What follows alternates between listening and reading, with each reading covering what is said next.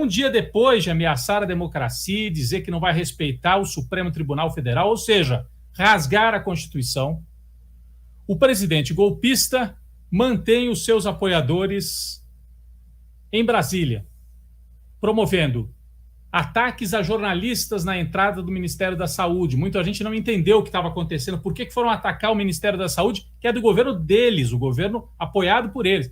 Eles foram atacar os jornalistas que estavam de plantão ali, aguardando informações sobre a pandemia. Atacaram os jornalistas que correram para dentro do Ministério. Então, um dia depois, o Bolsonaro mantém a sua turma, uma parte pelo menos, de arruaceiros em Brasília, atacando jornalistas, promovendo bloqueios com caminhões na capital federal para impedir a chegada até o Congresso ou para ameaçar invadir o Congresso Nacional.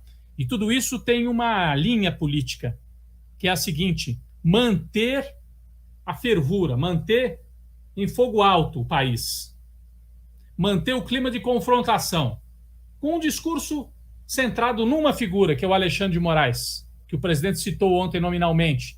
E não citou à toa, né, Daiane? O Alexandre de Moraes, além de ser o condutor desses inquéritos sobre a família dele, quer dizer, inquéritos que chegam aos filhos do Bolsonaro, vai presidir o TSE ano que vem. Então, ao desautorizar e ao desafiar o Alexandre de Moraes, o Bolsonaro já está deixando claro que vai desafiar e desrespeitar o presidente, o árbitro da eleição. Ele vai adiantando o discurso para poder desconhecer o TSE, a autoridade eleitoral, no ano que vem. Então, isso tudo está acontecendo em Brasília e agora, fim de tarde, começo da noite, a informação gravíssima, Daiane, de que os bolsonaristas promovem bloqueios nas estradas do Brasil. Caminhoneiros em várias partes do Brasil promovem bloqueios e aparentemente com uma falta de reação da Polícia Rodoviária Federal, ou com uma reação muito tênue. Então nós temos a manchete: caminhoneiros bolsonaristas bloqueiam as rodovias em várias partes, centro-oeste bastante, sul do Brasil, sudeste.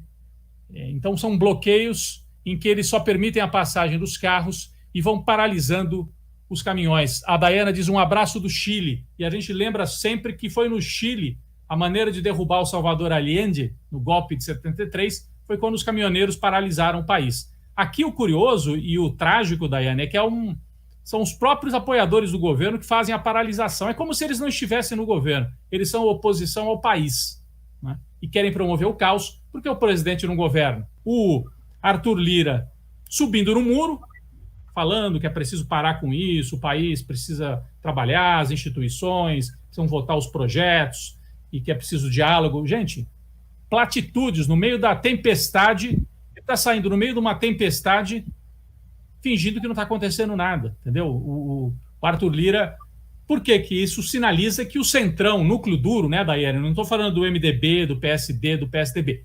Aquele núcleo duro mesmo, PP, partido lá da Igreja Universal, os republicanos. Essa turma permanece fechada com o Bolsonaro, o PSL também. Não tem sinal nenhum de que eles vão abandonar, porque eles estão mandando no orçamento federal.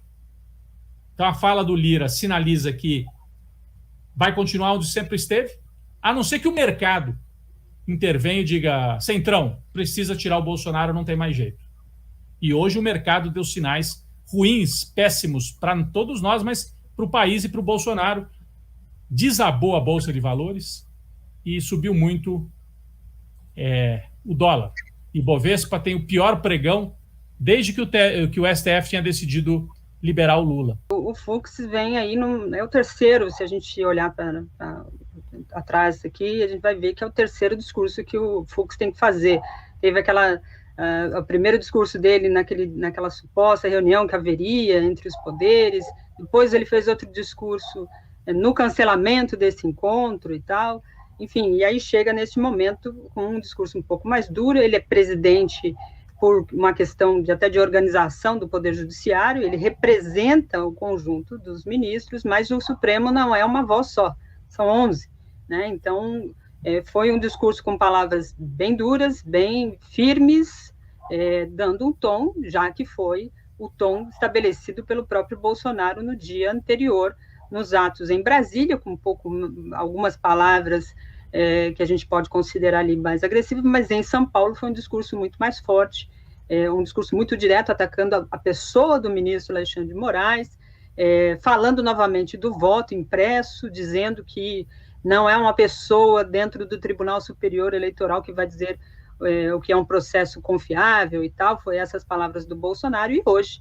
o Fux teve que subir o tom, chamou de crime de responsabilidade, né, o discurso do Bolsonaro ontem, e disse que se desobedecer tais decisões, deve ser analisado lá pelo Congresso, e que ninguém fechará a corte. Ele foi muito objetivo, não citou nominalmente Bolsonaro, mas disse o chefe do poder, do executivo, do poder executivo, então, por vezes, muito diferente do outro discurso, que ele fazia uma menção muito mais genérica, desta vez foi um discurso muito mais objetivo e centrado no Bolsonaro, né? Mas o que chama atenção, e aí a gente pode fazer aqui, tentar fazer um pouco do que os nossos comentaristas vão nos trazer hoje, é que o Poder Judiciário faz uma voz alta, vai para cima, mas não há uma reação do Poder Legislativo. O tom, como você disse, do Lira foi ameno. Falou em pacificação. Que pacificação? Ontem o Bolsonaro declarou guerra, não tem paz. Não há discussão de paz com um presidente que ataca suas próprias instituições. E como presidente, qualquer cidadão não pode fazer isso, mas ele, como presidente, ainda tem um caráter muito maior e o crime ganha essa qualitativa aí. Então, o fato do Lira fazer esse discurso e o Pacheco fazer um discurso também um pouco mais dentro da defesa do Estado Democrático, mas muito distante da crítica ao Bolsonaro, fica demonstrado que, tá bom, vão esperar o Bolsonaro tentar o golpe de fato, né? Desobedecer de fato, é isso que estão esperando. Os crimes cometidos no Bolsonaro ontem não estão dentro da ordem do dia, pelo menos para a agenda do Lira, né? O Lira, me parece, que quis dizer ao mercado, olha, pode deixar que eu seguro a onda aqui. Foi isso. Que ele disse, né, no discurso dele, que é o Brasil paralelo, como se existisse dois Brasis. Para o Lira, existe o Brasil governado pelo Bolsonaro nas redes sociais e um Brasil que ele faz no Congresso. Me pareceu um discurso muito nessa direção. Ó, eu vou passar as pautas aqui, pode deixar, até 2022 está tudo seguro, fiquem tranquilos. Deixa o Brasil paralelo do Bolsonaro lá na casinha dele, deixa ele brigando que não vai ter problema. Me pareceu muito nessa direção, o que também cria, e aí, como você apontou, o mercado não está muito dando sinais de que está... Não deu muito certo, né? Isso como uma segurança, né? O dólar estourando, as bolsas com queda de 5% na Petrobras, inclusive, né? Bolsonaro disse que a Petrobras ia ser o Bavana, mas a bolsa não está acontecendo isso ali pelos agentes financeiros que ele tanto gosta de pagear. Então, é um cenário muito difícil porque a incerteza continua e, principalmente, me parece que o Poder Legislativo está numa sinuca de bico. Ou ele toma uma decisão de fato, reagir contra o Bolsonaro, ou vai esperar, de fato, como já está acontecendo, esses bloqueios, essas ações, enfim. Há um espaço que o Bolsonaro está ocupando a partir do caos, que é o que lhe interessa. Ele não interessa ficar calminho, não interessa paz com o Supremo.